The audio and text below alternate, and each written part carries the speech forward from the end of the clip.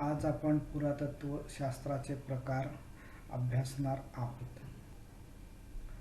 पुरातत्व शास्त्राचे प्रकार जर आपण बघितलं तर पुरातत्व शास्त्रास संग्रहित केलेली माहिती आणि विश्लेषणाचे कार्य या स्वरूपाच्या आधारे वेगवेगळ्या प्रकारांमध्ये वर्गीकरण केले आहे.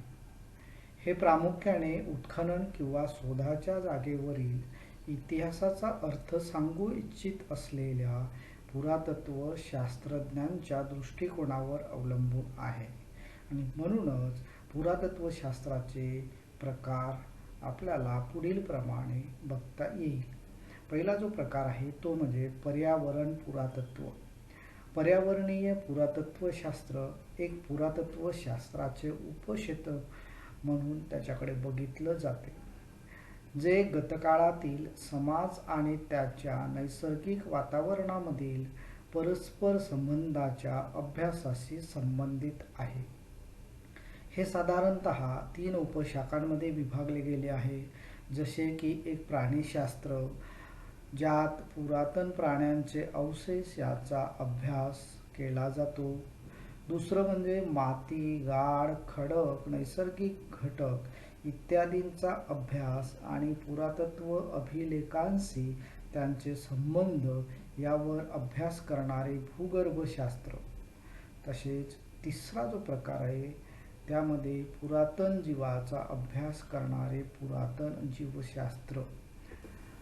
पर्यावरणीय पुरातत्व शास्त्र गतकाळात निसर्गात वास्तव्य करणाऱ्या समाजाचा, त्या काळात राहणारे वनस्पती आणि प्राणी, वन्य जातीची व लागवडीतील पिके, शिकार, पाळीव प्राणी, वनस्पती आणि प्राणी, नष्ट झालेल्या प्रजातींशी संबंधित प्रश्नांची उत्तरे पर्यावरणीय पुरातत्व शास्त्रामध्ये आपल्याला मिळतात. ठराविक कालावधीत झालेला हवामानातील बदल आणि नैसर्गिक वातावरणात होणाऱ्या बदलांचा परिणाम लोकांच्या जीवनावर आणि त्यानंतर नष्ट होण्यावर होत असतो. पर्यावरणीय पुरातत्व शास्त्रात प्रयोगशाळेतील प्रयोगांसह फील्ड अभ्यास समाविष्ट असते. कार्ल बर्डझर या क्षेत्रात अग्रगण्य व्यक्ती म्हणून ओळखले जातात. पुरातत्व शास्त्राचा दुसरा प्रकार मानववंश पुरातत्व शास्त्र. मानववंश पुरातत्व हे असे शास्त्र आहे जे संस्कृतीऐवजी भौतिक अवशेषांवर लक्ष केंद्रित करून गतकाळातील समाजांचे अभ्यास करते. याला मानववंशशास्त्रीय पुरातत्व म्हटले जाते, कारण त्यात मानववंशशास्त्रीय पद्धतीचा विस्तृत वापर असतो. मानववंश पुरातत्व पद्धतीचा वापर करून पुरातत्व शास्त्रज्ञ एक प्रकारे भूतकाळाला वर्तमानाशी जोडण्याचा प्रयत्न करतात. एखाद्या प्रदेशातील प्रागैतिहासिक काळातील लोक कसे जगले असेल याची अंतर्दृष्टी प्रदान करीत असते. मानववंश पुरातत्वाच्या वापरामुळे एखाद्याला प्राचीन सामाजिक संरचना, धार्मिक आणि सांस्कृतिक श्रद्धा, तंत्रज्ञान इत्यादी गोष्टींची मौल्यवान माहिती मिळू शकते. आधुनिक आणि प्राचीन समाजामधील संबंध नक्कीच अद्याप गोंधळात टाकणारे आहे. याचे कारण असे की जरी दोन समाजातील काही सामान्य वैशिष्ट्ये समान असले तरीही ते बऱ्याच बाबींमध्ये एकमेकांपेक्षा वेगळे असू शकतात, जे काळानुसार बदलत असतात. आधुनिक समुदायाचा प्रगत तंत्रज्ञानाच्या साहाय्याने अभ्यास केल्यास जुन्या प्राथमिक ज्ञानाचा अभ्यास करण्यास मदत होऊ शकते, जी कदाचित प्राचीन लोकांनी वापरलेले ज्ञान असेल. लेविस बिनफोर्ड आणि इयान होडर यांनी कॅनडामध्ये आणि आफ्रिकेतील काही भागांमध्ये प्रागैतिहासिक काळातील शिकार करणाऱ्या जमातींचे ज्ञान मिळविण्यासाठी मानववंश पुरातत्वाचा अभ्यास केला. तिसरा जो प्रकार आहे त्याला भूप्रदेशीय पुरातत्व असे म्हणतात. भूप्रदेशीय पुरातत्व शास्त्रामध्ये भूतकाळातील लोकांनी आपल्या आजूबाजूच्या वातावरणाचा कसा वापर केला, त्यांचे दैनंदिन व्यवहार याचा अभ्यास केला जातो. वेगवेगळ्या भूप्रदेशामध्ये होणाऱ्या विविध बदलांचा हा अभ्यास आहे. नैसर्गिकरित्या तसेच मानवी हस्तक्षेपामुळे पुरातत्वाच्या हेतूंसाठी भूप्रदेशाचे नैसर्गिक आणि सांस्कृतिक भूप्रदेशांमध्ये वर्गीकरण केले गेले आहे. भूप्रदेश आणि नैसर्गिक आवास मानवी वर्तन आणि सांस्कृतिक बदलांशी कसे जोडले आहेत याचा व्यापक अभ्यास यात केला जातो. भूप्रदेशामध्ये ठराविक कालावधीत बदल होऊ शकतात. हे हवामान, भूगोल, माती, भूस्खलन, पूर, सुनामी, नद्यांमधील नैसर्गिक आपत्तींशी संबंधित नैसर्गिक बदल आहेत. तसेच शेती, औद्योगिक बांधकाम उपक्रम, वनक्षेत्र, मानवी प्रेरणा इत्यादी बदल विशिष्ट कालावधीत सामाजिक रचनेत अस्तित्वात असलेल्या असमानतेचे विश्लेषण करण्यासाठी या भूप्रदेश पुरातत्वशास्त्रातील तंत्र वापरले. चौथा जो प्रकार आहे तो म्हणजे सागरी पुरातत्व प्रकार. या प्रकारास पाण्याखालील पुरातत्वशास्त्र, समुद्री पुरातत्व किंवा सागरी पुरातत्व म्हणून ओळखले जाते. ही पुरातत्वशास्त्रातील एक शाखा आहे जी विशेषतः समुद्र, तलाव आणि नदी यांच्याशी माणसाच्या परस्पर संवादाचा अभ्यास करते. जलवाहिनी, पाण्याखालील दफन झालेली शहरे आणि इतर ठिकाणी बुडालेल्या पुरातत्व स्थळाच्या पुराव्यांच्या अभ्यासाशी ही शाखा संबंधित आहे. पुरातत्वशास्त्राची ही एक खर्चिक शाखा आहे. कोणत्याही स्थळीय पुरातत्व उत्खननापेक्षा खूप महाग असते. समुद्रात किंवा इतर पाण्याच्या पृष्ठभागामध्ये पुरातत्व अवशेष विशेषतः जमिनीवरील कलाकृतीपेक्षा भिन्न घटकाच्या अधीनस्थ असतात. पाण्याच्या पृष्ठभागाच्या उत्खननात विशिष्ट तंत्र आणि त्या पद्धतींचा ज्ञान असणे आवश्यक आहे ज्याचा वापर आवश्यक होत. सागरी पुरातत्वशास्त्रज्ञ अत्याधुनिक पुरातत्व साधनांसह खोल पाण्यात बुडालेले पुरावे शोधण्याचा प्रयत्न करतात.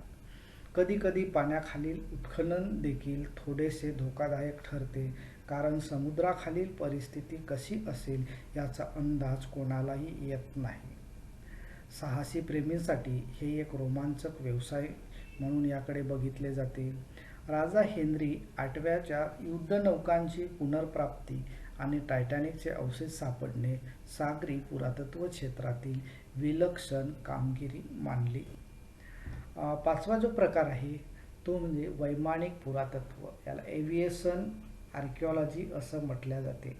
वैमानिक पुरातत्वशास्त्र हे विमान, हवाई वाहतूक, शस्त्रे, हवाई तळ किंवा धावपट्टी यांचे ऐतिहासिक अवशेष शोधण्याशी संबंधित आहे. थोडक्यात हे विमान वाहतुकीच्या इतिहासाशी संबंधित असलेल्या सर्व गोष्टींशी संबंधित आहे असं आपल्याला म्हणावं लागेल. कधीकधी विमानांचे अवशेष समुद्राच्या खाली आढळतात जे पुन्हा प्राप्त करून त्याचे रेकॉर्ड तयार करून त्याचा अभ्यास केला जातो. या कारणामुळे बरेच लोक वैमानिक पुरातत्वशास्त्र सागरी पुरातत्वाची शाखा मानतात. हे केवळ मर्यादित प्रमाणात सत्य असू शकते कारण जमिनीवर असंख्य वैमानिक पुरातत्व अवशेष देखील आढळतात. अशा परिस्थितीत ती एक स्वतंत्र शाखा बनते. अपघात स्थळ, त्याला क्रॅश साईट असं म्हटले जाते, मोठ्या प्रमाणात आढळतात ज्यात लष्करी अवशेष किंवा नागरी अवशेष सापडतात. वैमानिक पुरातत्वशास्त्रज्ञांनी शोधून काढलेल्या प्राचीन विमानतळाच्या घटनाही नोंदवल्या गेल्या आहेत. वैमानिक पुरातत्वशास्त्राचा वास्तविक व्यावसायिक अभ्यासाशी संबंध आहे म्हणून काही कायदेशीर मर्यादा असू शकतात जे पुरेसे कागदपत्र आणि परवानग्यांद्वारे पूर्ण केले जाऊ शकते.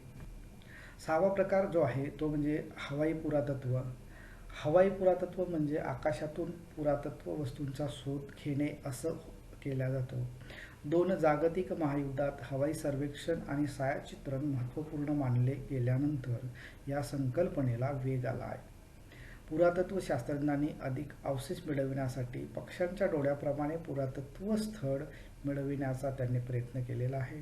सुरुवातीच्या काळातील संशोधकांनी गरम हवेचे फुगे, मचाण आणि पतंगांना बांधलेले कॅमेरे वापरले होते. जागतिक युद्धाच्या काळात हवाई फोटोग्राफीवर विमानाचा शोध आणि सैन्यांचा शोध यास महत्त्व प्राप्त झाल्यानंतर पुरातत्व स्थळ शोधण्यासाठी आणि रेकॉर्ड करण्यासाठी तंत्रज्ञान अधिक प्रभावीपणे सक्षम केले गेले होते. सातवा जो प्रकार आहे तो म्हणजे लष्करी पुरातत्व. हा पुरातन कलांपैकी एक अतिशय रोमांचक प्रकार आहे. हे भूतकाळातील रणांगणाचे उत्खनन आणि लष्करी कार्याशी संबंधित पुरावे परत मिळविण्याशी संबंधित आहे, जे समाजातील सामाजिक, राजकीय आणि आर्थिक क्षेत्रात होणाऱ्या बदलांसाठी जबाबदार असू शकेल. रणांगणातून प्राप्त झालेल्या पुरातत्व पुराव्यांमध्ये ऐतिहासिक दृष्टिकोन बदलण्याची क्षमता आहे, जी आज स्वीकारली गेली आणि मान्यसुद्धा केली गेली. अशा स्थळावरील पुराव्यांमध्ये युद्ध उपकरणे, सांगाड्यांचे अवशेष आणि लष्करी इतिहासाशी संबंधित विविध वस्तूंचा समावेश होतो. युद्धस्थळ घटनांचे महत्त्वपूर्ण पुरावे देतात, जे केवळ युद्धाच्या वेळीच नव्हे तर यापूर्वी आणि नंतर देखील घडले. त्याचे लष्करी छावणीच्या ठिकाणीही मौल्यवान पुरावे उपलब्ध होतात. इतर सर्व साईट, जसे लोक कुठे आणि कधी वास्तव्य करतात याबद्दल आपल्याला सांगते, तसेच युद्धस्थळ, त्याचा मृत्यू कसा झाला हे सुद्धा सांगत असते. लष्करी पुरातत्व युद्धाच्या कारणाशी संबंधित नसून युद्ध ज्या ठिकाणी घडले त्या ठिकाणाच्या आणि घटनेच्या पुरातत्व विषयाशी संबंधित आहे. अशा प्रकारे एकूण आपण पुरातत्वाचे 7 प्रकार बघितलेले आहेत.